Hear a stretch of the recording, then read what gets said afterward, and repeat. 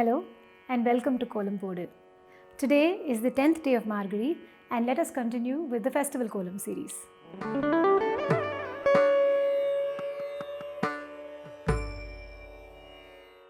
So one of the other constantly asked questions is, why do I not use colors in my kolam? Can colors be used in kolams?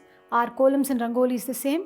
Before I get into answering all of this, I think it's very important for us to understand why rice flour was used to drawing kolams. Long story short, it was a necessity which turned into an act of kindness, which later turned into a ritual. Why was it a necessity? Well, that's a subject for a completely different day.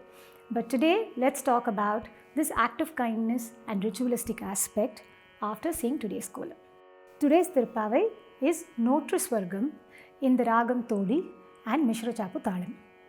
The Thiruppavais are being sung by the young students of MDS School of Music under the tutelage of Srimati Subhashri Mani.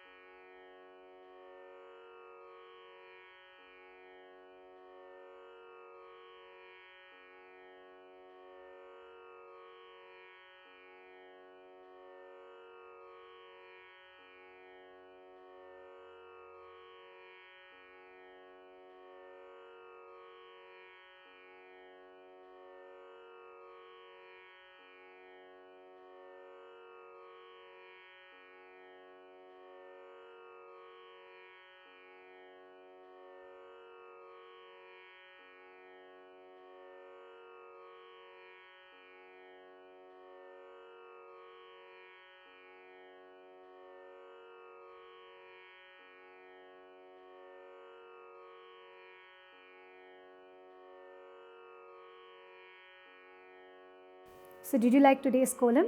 If yes, please press the like button and leave us a comment. Feedback always helps.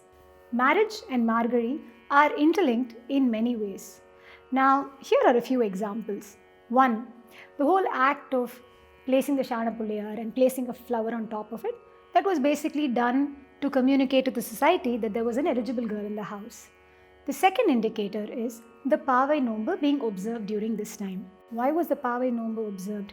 For the girls to have single-minded focus on praying that they have to get the best husbands for themselves. Number 3, right after Margazhi is Thai Masam, which is considered the most auspicious month for marriages.